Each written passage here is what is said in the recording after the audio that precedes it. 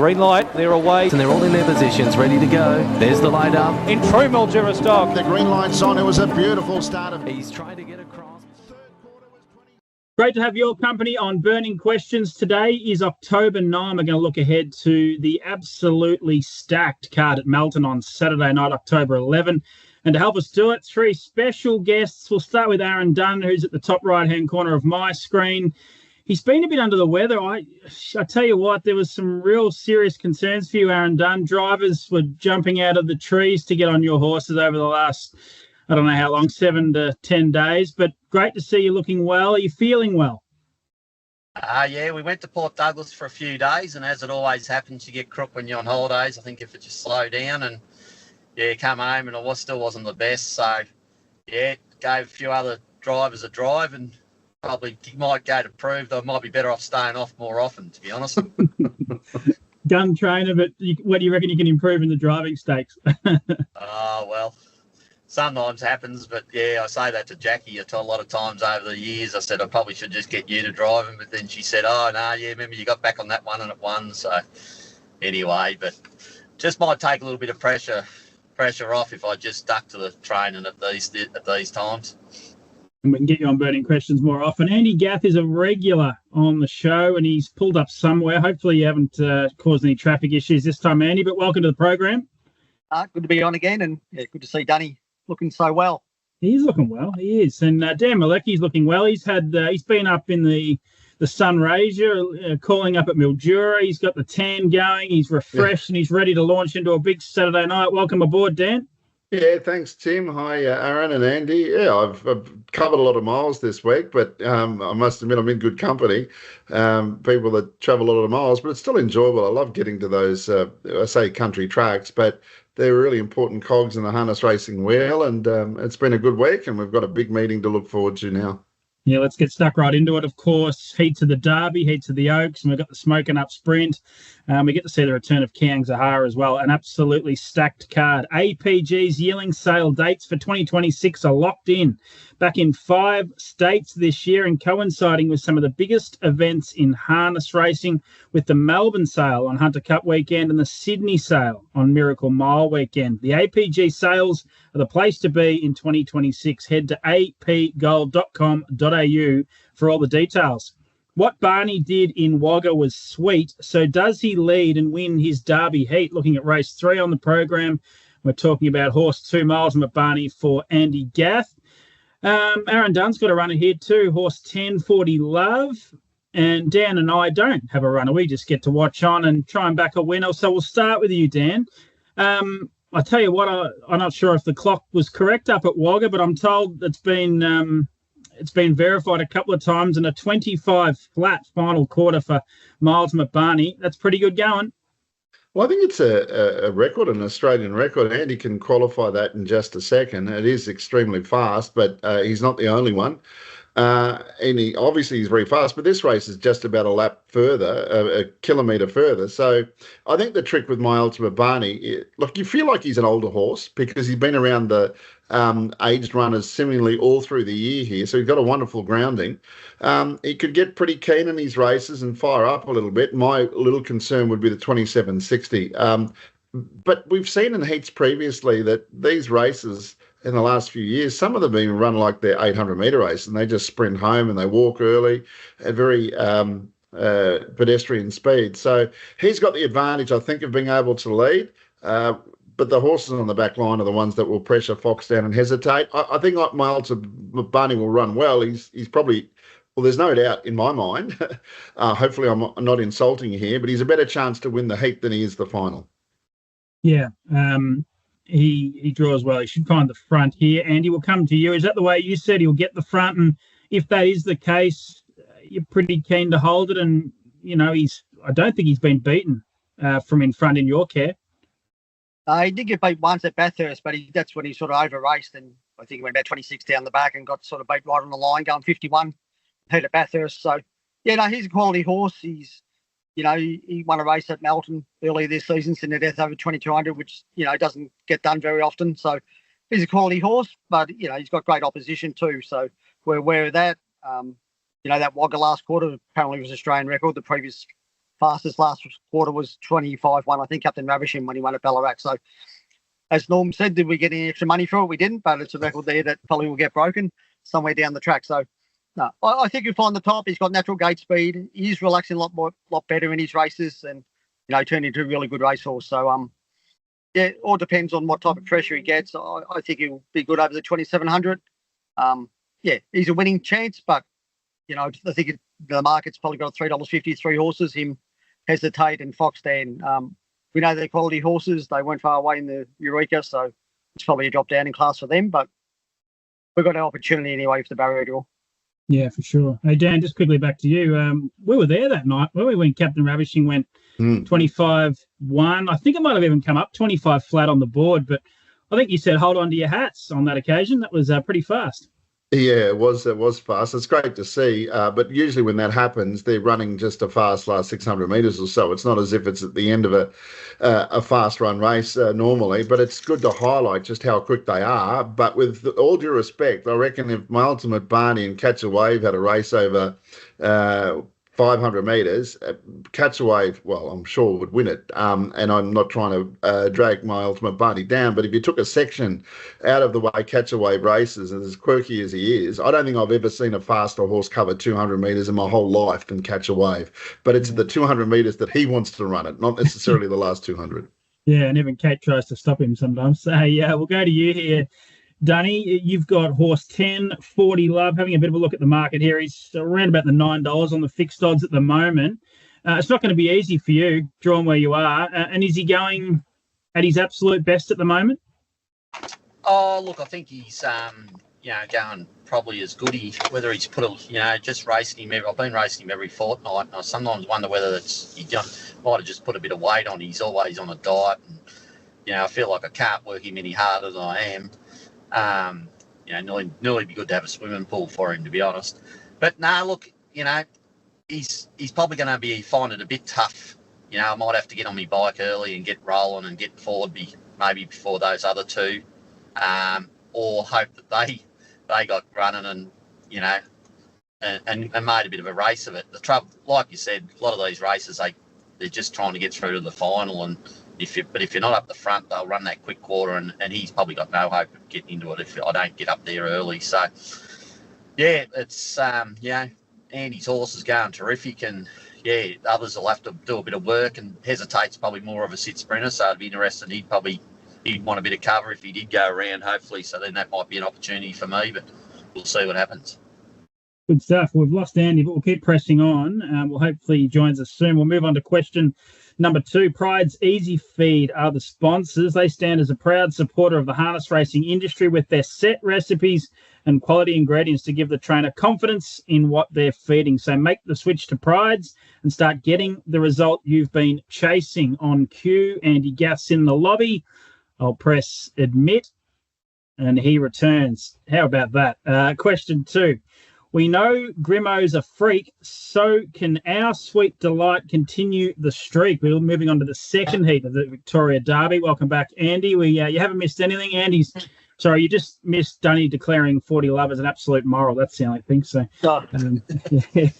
I thought he might have put up the fastest quarter ever in Australia. It was the Chariots. And I was involved in that one, wasn't I? Was that Bondi lockdown, wasn't it? Yeah. First quarter. What was it? 24-6 or whatever, yeah. So apparently if Dunny lifts his arm up, he's got it tattooed just here as a mark of respect to the anyway, enough stirring him up. Definitely a clean skin. As I said, we know Grimo's a freak, so can our Sweet Delight continue the streak? Our Sweet Delight has drawn barrier 2. He is 3 from 3 since joining the Jason Grimson camp. Luke McCarthy takes the drive. Aaron Dunn has Rough Nut, barrier 5, and Andy Gath has Lambro Mac in 9. Let's go with the same order as we did before. Over to you, Dan. We get to sit back and try and find the winner here. Let's have a quick look at the market before we do so. Our Sweet Delight at around the 225. Fade Awaits 280. Storms Collide 440. And the boys that join us, Rough Nut at 61, Lambro Mac at 151. Did you have an opinion here, Dan? Oh, look, I do. I suppose I've got opinions all through the night, but some of them aren't as conclusive as others. By the way, I like Fox Dan. I'm pretty keen on Fox Dan in the previous Derby heat. This one, Our Sweet Delight, yeah, sure, you got to respect it. Obviously, 3 starts for the new camp for 3 pretty authoritative wins, but we know the Fate Awaits is a very good horse, particularly Storms Collide. I reckon I got a much better idea. We all did last time out. That was one of the best runs in defeat you would see. It was a super performance. He worked his guts out in super fast time. Does that flatten him, or has he had enough grounding that he'll cope with it? I suspect it's more the latter. Despite the awkward draw, you know that he can go up and be around them and sit park for the last 1,000 at least. And the other horse that sort of come out of left field, Golden Tribe, has been incredibly impressive in his 2 runs back from a spell. It is a giant jump in grade, and really he's not the perfectly gated pacer, which might let him down, but wow, he's been toying with his rivals, and we get a better gauge as to where he's at. The fact that there's 3 boys heats, Derby heats, means it can be a bit more competitive because the first 4 will go through as opposed to the 2 fillies races. And here you can see a good horse is probably going to miss out. I'm in the Storms Collide corner. Naturally, I think Our Sweet Delight will be very hard to beat, but I know you've heard me say this many times before. I'm always in the corner of the devil I know. Yes, no, really good summary there. Just quickly, Dan, before I move to the others, looking at this race, I went with Our Sweet Delight, but I reckon there's some chance Golden Tribe has a dip early because we know he can get off the gate quick. That's probably their only chance of really getting through, isn't it, if they got to the fence? And then probably take a trail. If Our Sweet Delight or Fate Awaits in particular were wanting to kick up, or even if it was Jack's Ultimate Fury, although maybe they wouldn't go forward on it after what happened last week. But if Golden Tribe was sitting behind the leader, you backed it each way, I think you'd be happy with your chances. It could run certainly top 3, but I think he stepped up. He's 50 yards better, 50 metres better this preparation than he was last. But what worries me is that he's just not a really gifted pacer. His cadence can seemingly let him down. He got away with it with his 2 runs back from a spell, but he does have a penchant to make mistakes, and that might be against these professional and very classy 3-year-olds the thing that could let him down. Yeah, and we saw him used off the gate at Ballarat, didn't we? First up, and he went rough there. So, but he has been backed. I reckon I saw 50 to 1 early in the week, and he's into 26. We'll go to you here, Andy Lambro Mack. He was fairly highly touted when you guys purchased him, and he hasn't been able to win yet, but he's been unlucky, hasn't he? And he draws fairly nicely here on the back row, following out the favourite in Our Sweet Delight. So I guess qualifying would be a great result, first and foremost.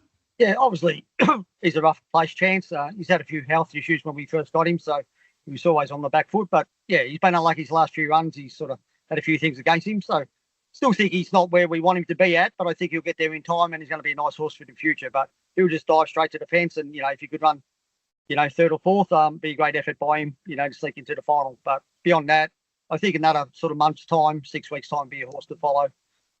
Just getting to the favourite, I think it's a false favourite to my mind. Our Sweet Delight, I know it's won 3 in a row, but I was looking through the horses that it beat and I didn't know a lot of them, so it's a big step up in class. Fate Awaits has won over 600,000. Storms Collide, all its runs this time and been terrific. So I'm willing to risk Grimo's horse.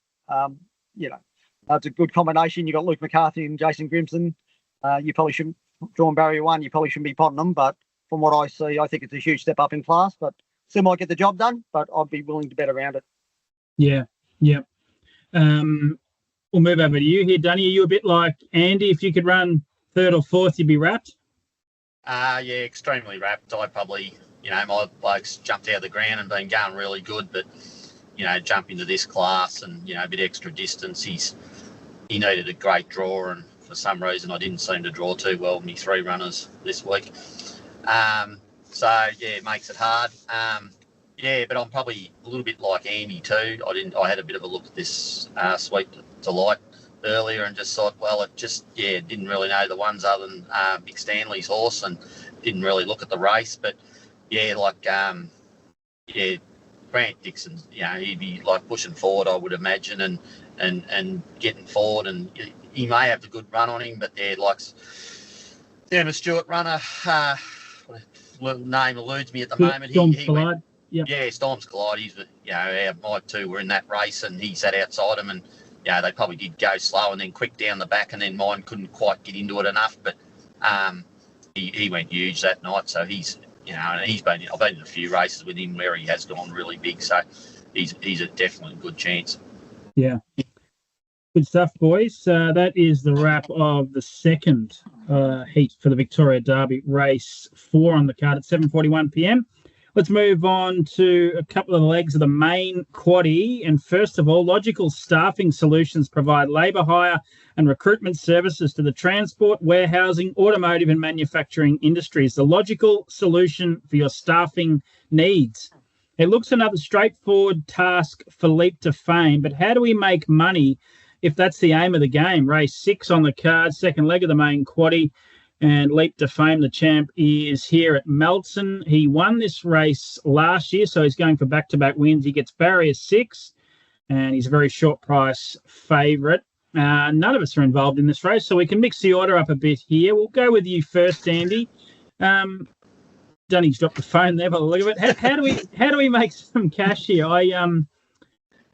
I don't really know, to be honest. It's a tough race. It might be one just to sit back and have a look at. But have you got a place better or a Quinella better, or are you even tipping the champ to get beaten first up here in Victoria? You'd be surprised if he got beat. He's just a great horse. It doesn't matter what situation it is, no matter how far it is, no matter what barrier draw he's got, he just seems to overcome it. So I think just keep your money, sit back and just watch a champion race, and bet up on all the other races. It's a tricky race to work out how to map and where they're going to be. But I think just appreciate the horse and just watch it and listen to Dan's call. Yeah, that's a good idea. That's a good segue to go to you, Dan. Have you got any? Would you take a trifecta of first 4? Is there a place bet that interests you at all here in race number 6? Not specifically. There's an obvious maybe trifecta or second, third, fourth outside of Leap to Fame. I can't see him getting beaten. Something untoward would have to happen, and we certainly don't wish for that. I'm not certain Bay Biscay can run second though, and Mickey Pins I don't know well enough to really give him the push to run second. But you'd imagine whoever's in front or whoever's sitting behind Leap to Fame, I imagine he's going to work his way to the top. 2 scenarios: Leap to Fame, everyone else positions, Leap to Fame leads, and the horse sitting behind it gets the right run. And if someone's silly enough to have Leap to Fame sit outside of them, well, he'll put pay to them pretty quickly, and they mightn't figure in the finish. But I think Bulletproof Boy, if he was race fit, hard fit, I could find a really good case that he could run top 3, just being first up. I don't think Scott would want James to push him out of the gate. The horse goes really well for James. I think he won this race a couple of years ago. He might be the one, but I reckon from barrier 1, his place price could be really short anyway. Look, it's 6 to win, and I reckon Bulletproof Boy will run top 4, so he might be the other one to anchor. I just don't know if it'll be second, third or fourth. Yeah, just before we go to you, Danny, we spoke a little bit, Andy, about Bulletproof Boy's trial, and I went and actually had a look at it, and we're not trying to knock the horse, but he could have trialled better, couldn't he? I mean, he was run past by Beyond Delight, and I think Raging Whitebait, a horse well, sort of tested him as well, so I thought he could have trialled better. Yeah, obviously, I don't know whether Scotty's rushed him to get him ready for these races or not, but he will have to improve a fair bit on his trial, I think, and you get in a race with Leap to Fame, there's going to be brutal time. He sort of just runs solid times the whole way. So, I still think he probably needs a few more runs to be at his top. But, again, he's got the prime position with the barrier draw. Yeah, we'll go to you here, Danny. Got an opinion? You're not going to tip Leap to Fame to get beaten, eh? No, not a chance. It's probably pretty much a $50,000 trial for him, really. Something's he's been beaten over the mile, but that's when there's been a quality horse inside him, and nothing's going to hold him out. So he'd just go to the front and just walk away with it, I'd imagine. He'd have to be something wrong with him if he didn't. Yeah. No, I think that's going to be right. If I was to have a place, but I'm a bit like you, Dan, like Bay of Biscay, he probably goes to the chair. I'm not convinced he runs second. Mickey Pins, I'm not sure it's a star. Bulletproof Boy, I thought could have trialled better. I don't think Dangerous is going great. Rock and Roll Do's a quirky customer, so I'm putting lines for a lot of them. Plains in Heaven's probably not up to this. I get down to Just a Little Sip and Serge Blanco at $101 and $126, $6 a place and $7 a place. if you give me $100, I'd nearly have $50 a place on both of them. I think Just a Little Sip's going super. Serge Blanco is a forgive run at Mildura, and all his form last preparation was outstanding. So I might play the two roughies to run a place, and hopefully one sneaks in. But probably more likely just to sit back and, as Andy said, listen to your call, Dan. So no pressure there. You got to make this entertaining for us.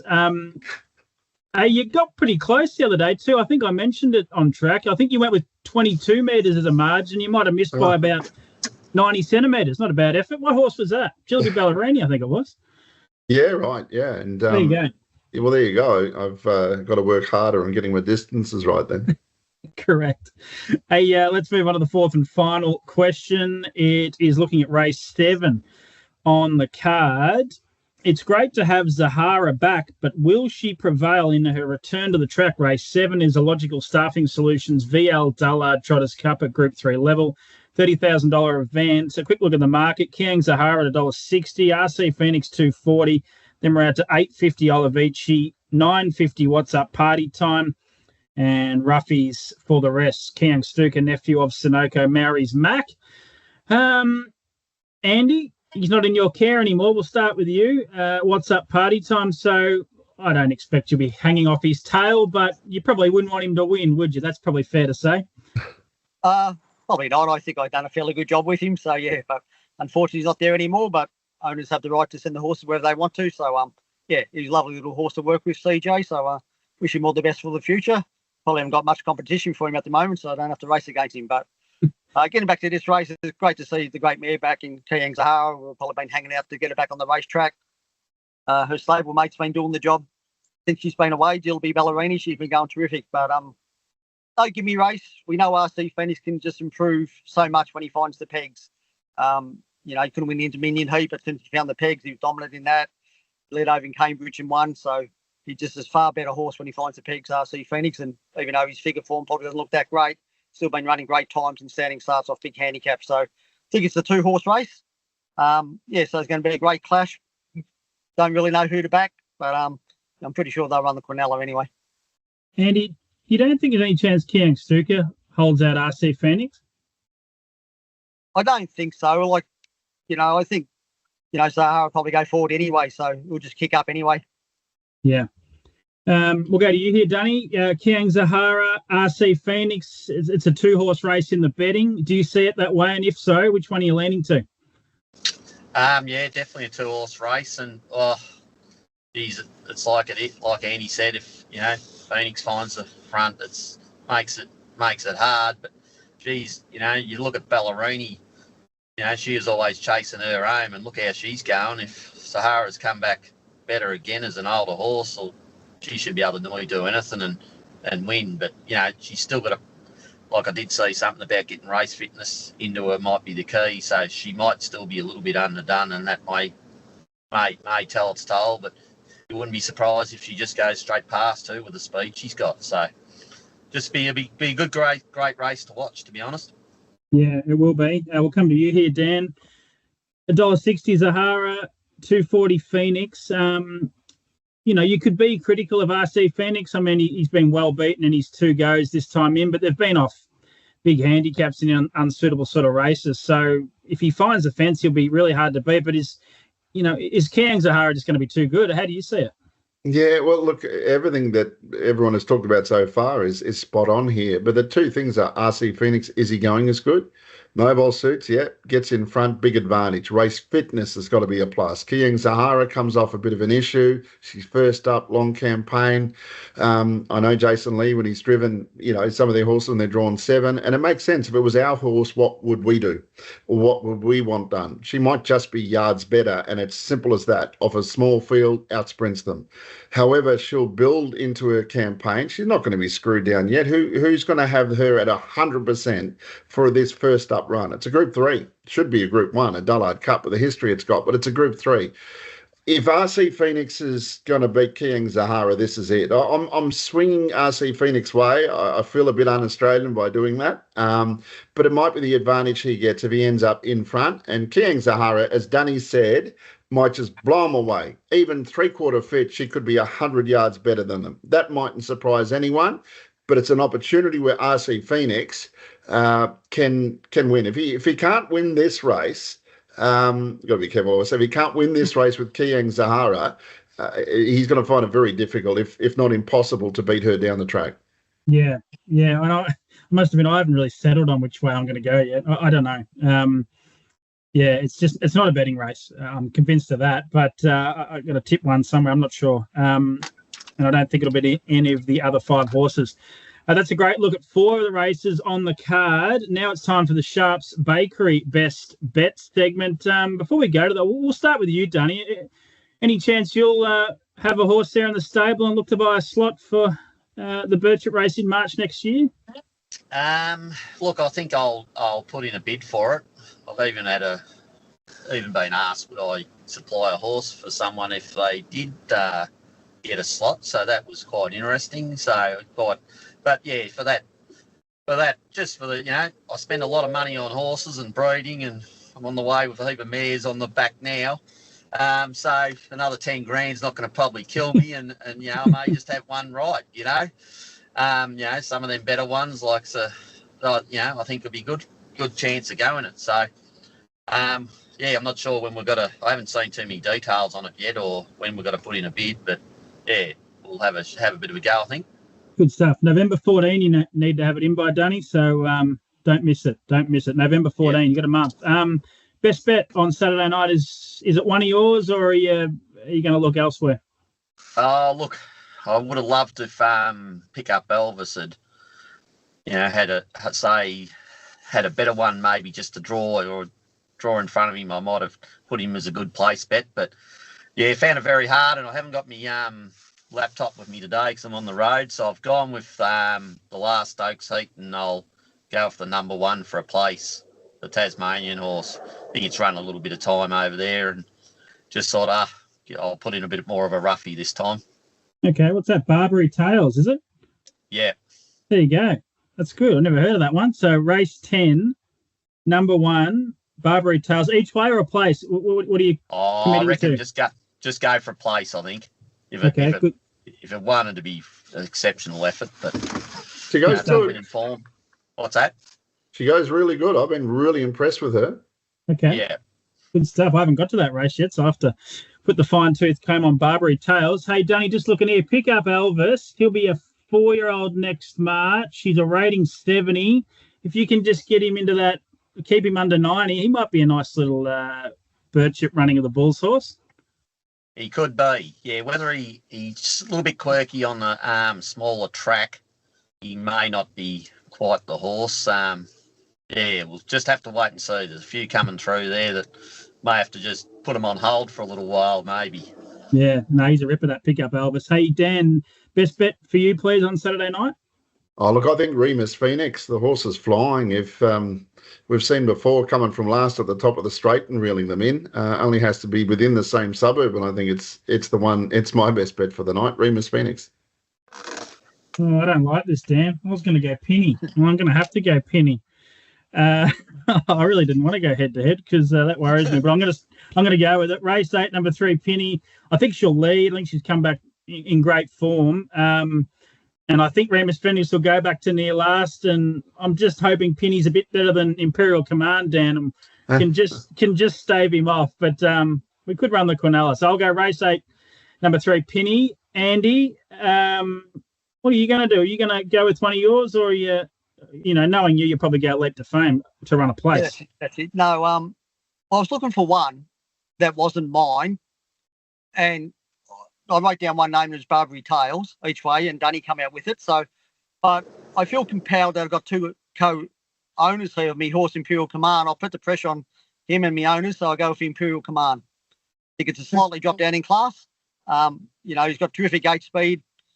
Most of his dangers are probably on the back row, but me out of stable will make Timmy Turtle be hard to beat too, especially if he's on his back. So, but I think you know where you're going to get with Imperial Command. Yeah, and he's $4.60, $1.85 at the moment, third favourite, and he should get to the top. That's a good push, Dan. Do we maybe we go down to the bank and get a bit of money out if the trainer's telling us that? No, if we have to go to the bank and get the money out, that's going to be a problem, I think. However, I'm just going to try and enjoy the moment. I've got a share in a horse in the last race as well, a Lifetime for Living, who's done a good job, and a good job for PanCare and creating awareness for pancreatic cancer and also gastrointestinal cancers as well. So that's important, a message that needs to be put out there. But I think, look, I don't often tip my own horses, but I'm tipping Imperial Command, and it's a long night. If it gets beaten, goes poorly, it's a long night for me. I actually went with Timmy Turtle there, so one of the Andy Gath runners hopefully can win. Hey, boys, thanks for jumping on. Aaron Dunn, Dan Mielicki, Andy Gath joining us here on Burning Questions. Join Ryan Phelan on track and on Sky Racing and at thetrots.com.au for all the action on Saturday night, the first of 10, set to go at 5:59 p.m. Green light, they're away. And they're all in their positions, ready to go. There's the light up. In true Mildura stock. The green light's on. It was a beautiful start of. He's trying to get across.